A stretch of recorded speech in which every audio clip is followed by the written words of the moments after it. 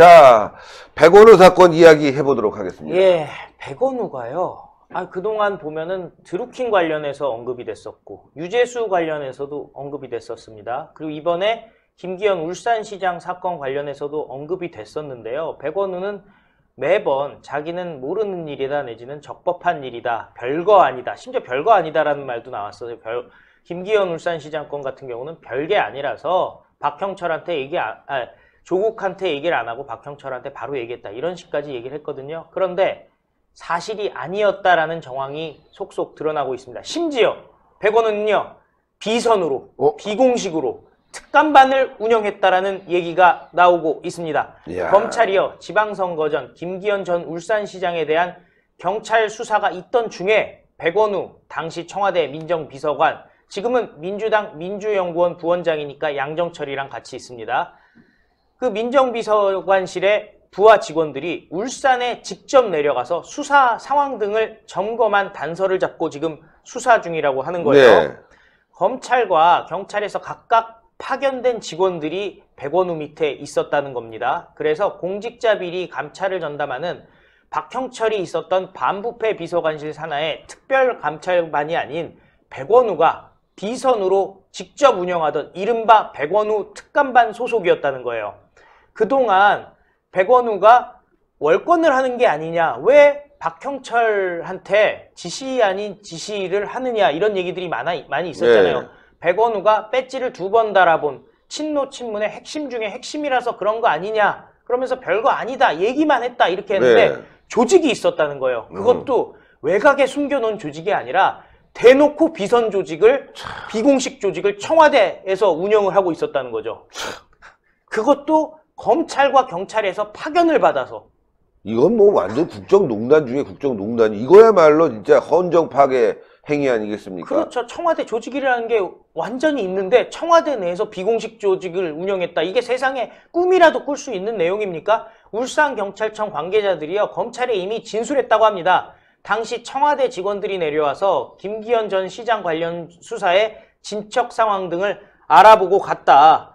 사실 그간 백원우는 김기현 관련 내용에 대해서 비서관실 간 업무 분장에 의한 단순한 행정적 처리일 뿐 그 사건의 처리와 관련한 후속 조치에 대해서 전달받거나 보고받은 바조차 없다라고 주장을 했기 때문에 지금 백원우가 거짓말을 하고 있는 게 아닌가라는 의혹이 당연히 제기가 됩니다. 그러네요. 사정당국 관계자는 이렇게 얘기합니다. 첩보 문건이 김기현 전 시장 측근과 가족에 대한 내용을 망라하는 등 프로의 솜씨가 가미된 수준이라고 들었다. 그러니까 그냥 보통 보면 저희도 제보 많이 받습니다만 그럼요. 아마추어가 제보할 때는 이거 어떻게 읽어야 되지 하고 고민되고 막 이러잖아요. 그게 아니라 제대로 정리되고 핵심을 찍었던 프로의 솜씨가 느껴졌다는 거죠. 이런 이야기는 아마추어 같은 경우는 본인이 겪은 억울한 소식이라든지 사회의 부정의한 내용에 대해서 본인의 관점에서 그냥 글을 쭉 써버리거든요. 네. 그런데 이 프로의 솜씨라는 것은 무엇이겠습니까?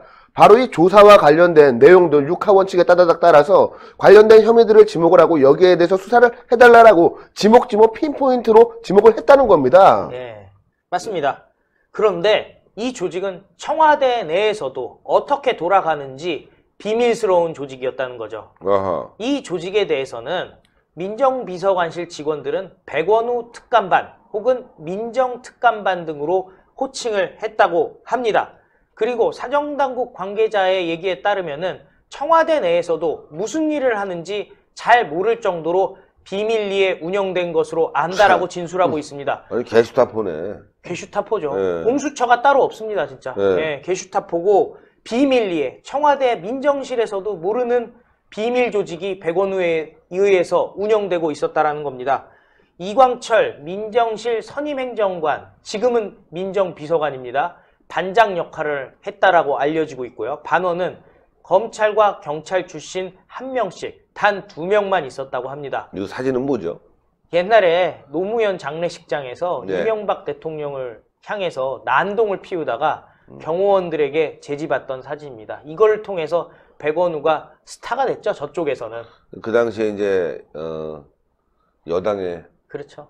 이제 야당이었죠. 야당이었고. 아니 여당의 의원들하고 그렇죠.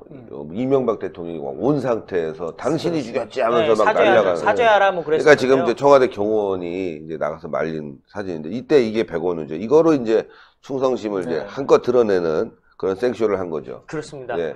어쨌든 이 민정비서실 내에 백원우 특감반은요. 사실 민정비서관이 그동안 친인척 관리, 대통령의 친인척 관리를 하는 팀이라고 알려져 있지 않습니까? 그런데 친인척 관리 팀과는 별도로 목적도 업무 내용도 다르게 독립적으로 있었다라는 거예요. 이 사진을 보니까 그때 가만 놔두지 않을 거야 막 하면서 네. 난리를 쳤는데 이명박 대통령 관련해서 10수년 전 것도 억지로 찾아내갖고 말이죠. 예, 지금도 다스가 이명박 대통령 건지 아닌지 구분이 안 가요. 가족 회사라고 하고 있지 않습니까? 네. 그런 것도 지금 관여하지 않았을까. 선거도 관여하면서 지금 뭐 이자들 말로 100년 집권 꿈꾸는데 백원우가 핵심 키워드 역할을 했군요. 신 대표님이 얘기하신 게 언제나 보면 제가 굳이 보도를 안 해도 딱 맞아요. 왜 그래? 왜냐면은 너 이렇게 아부를 떠냐? 아니, 요즘 왜 이렇게 요즘 나한테 컨셉이 아부를 떠나 몰라. 아, 나 진짜 힘들어. 부담스러워. 아니, 왜냐면은 월급 올려줘야 돼? 아니, 신의 한 수가 KBS처럼 된다라는 지금 내부 정보가 있어가지고요. 제가 그래도 최측근의 한 사람으로서 그 경영진에 좀 들어가야 되지 않을까. 신의 한 수에 100원이야. 신의 한 수에 100원이야. 사죄야! 아, 참 어쨌든 전직 청와대 관계자가 이렇게 증언했습니다. 이들은 창성동 별관의 별도의 사무실에서 별도의 업무를 하고 있었다. 주로 정치적인 사안을 다룬다는 소문만 나 있었다. 청와대 본청에서 떨어진 외부에 있습니다. 창성동 별관은요, 한 600-700m 떨어져 있어요. 청와대 별관에서. 청와대 본청에서. 저희 그 광약교회 있지 않습니까? 네. 광약교회를 가다 보면은 왼쪽에 있는 건물이 창성동 별관이고, 뭐 간판이 있거나 이러진 않습니다. 근데 가만히 보면 그 앞에 이렇게 경호원들 서 있고 그 건물이 창성동 별관이고 상당히 비밀스러운 조직이기 때문에 창성동 별관에 입주해 있는 조직들이 특감반도 있고요. 상당히 좀 조사라든지 그런 비밀스러운 조직들이 있습니다. 왜냐면은 청와대 내부에서 있을 경우에 청와대 직원들이 돌아다니면서 청와대 내부에서조차 알려져서는 안 될 그 비밀들을 다루기 때문에 좀 별도로 있습니다. 하지만 애국 시민 여러분들은요, 오고 가고 하시면서 왼쪽에 보이는 건물을 보실 수 있을 텐데 그게 창성동 별관입니다. 네. 베일에 가려져 있었던 백원우 특감반, 사실 존재는 이미 노출된 바가 있습니다. 작년 9월 세월호 사고 때 구두 경고를 받은 해경 간부를 정부 포상에서 제외시킨 게 바로 백원우 특감반입니다. 그래서 해경의 상훈 담당 직원을 불러서 컴퓨터와 휴대폰을 조사했다가 월권 논란이 있었던 적이 있습니다. 이에 대해서 청와대 측은 이렇게 그냥 대충 넘어갔습니다. 대통령 친인척만이 아니고 민심 청취하는 거, 국정 현안 관리 등을 포괄하는 게 민정비서관실이다. 그러면서 이 포상은 대통령상이어서 대통령의 철학과 어긋났을 때 그걸 시정하라고 있는 게 민정수석실의 임무다 해가지고 백원우 큰 잘못 없다라고 주장을 한 적이 있지요. 그런데 이 얘기들을 쭉 들어보면요, 대통령 친인척 관리는 안 하고 딴 거에 집중했던 게 아닌가 하는 걱정이 들어요. 청와대 경력의 변호사가 이렇게 얘기를 하고 있습니다.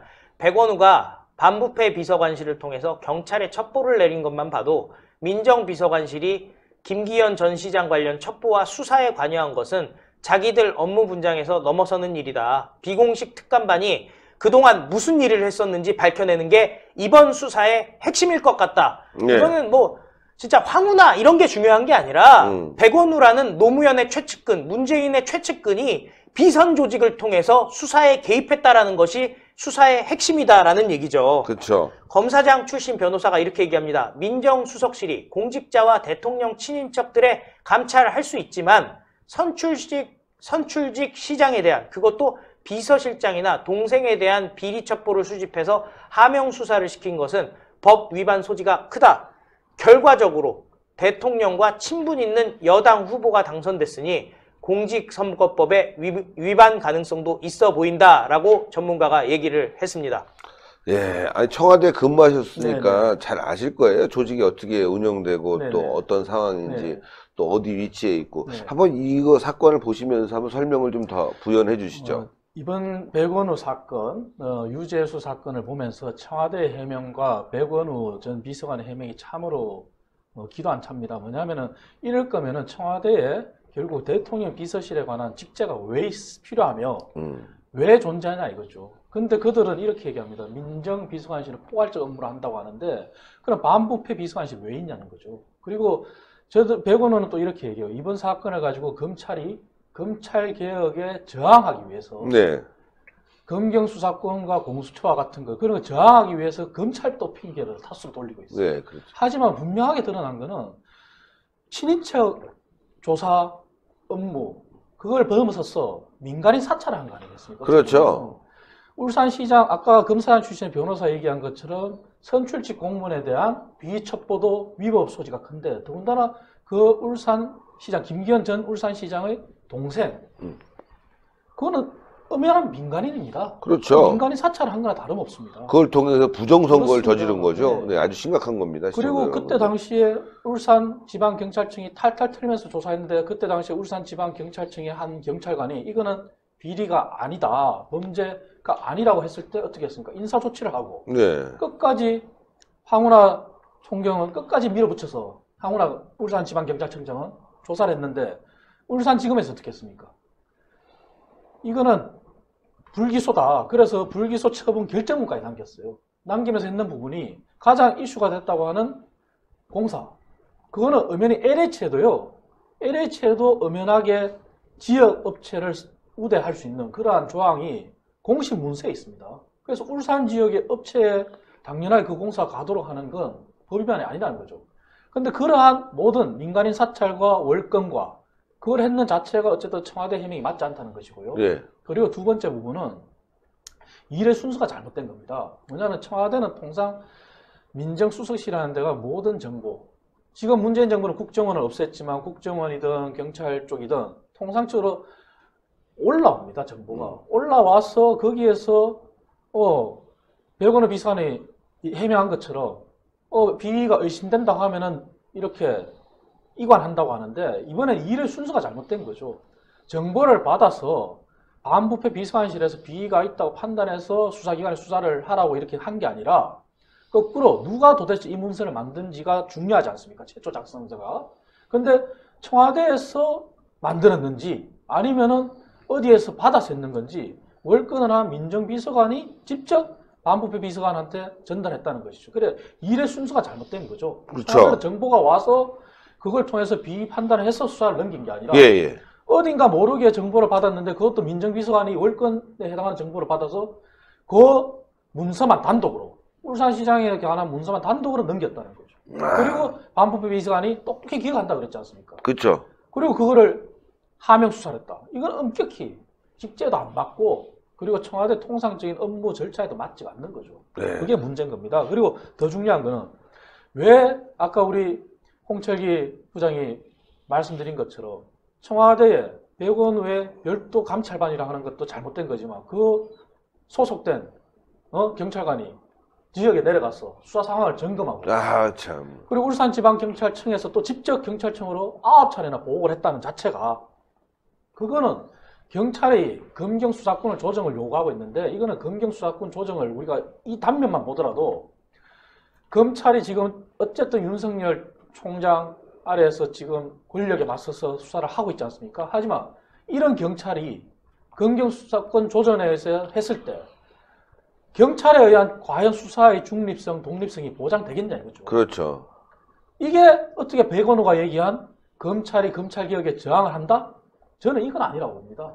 경찰이 사태만 보더라도 경찰이 이렇게 수사 화면을 받고 수시로 보고를 하고 수사 상황에 대해서 경찰도 마찬가지입니다. 수사 상황에 대해서 일일이 그렇게 보고를 하고 하는 게 그런 의무가 없어요. 근데 9차례 보고했다는 자체가 경찰의 수사의 중립성을 스스로 위반한 거죠. 네. 그래서 저는 검경수사권 조정도 이런 부분에 대해서 과연 경찰이 그러한 자격을 갖췄는지도 다시 한번 우리 자유한국당이 되짚어 볼 필요가 있다. 이 사건을 통해서 그러네요. 그런 걸 점검할 필요가 있다. 예. 정말 되짚어볼 필요가 분명히 있는 것 같습니다. 자, 그러면 여기서 백원호에 대해서 좀 알아봐야 될 것 같습니다. 백원호. 아까 뭐 사진 봤는데 뭐 정말 대단하네요. 진짜 이 정권의 실세 행동대장 누구인지 백원호 한번 알아보겠습니다.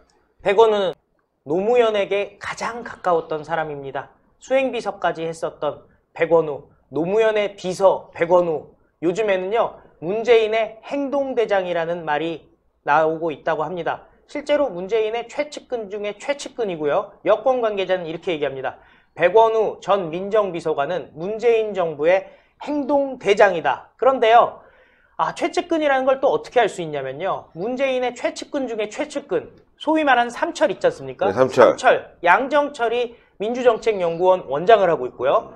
오른팔이라고 할 수 있는 부원장이 바로 백원우입니다. 현직은 또 양정철의 지근거리에서 같이 일을 하고 있어요. 네. 결국에는 민주당의 싱크탱크를 백원우와 양정철이 장악하고 있다. 민주당의 전략과 정책은 결국에는 양정철, 백원우 머리에서 나온다. 그리고 청와대와의 관계를 생각한다면 사실상 민주당의 싱크탱크는 문재인이 직접 통제한다. 백원우가 직접 통제한다. 이렇게 얘기를 할 수가 있겠습니다.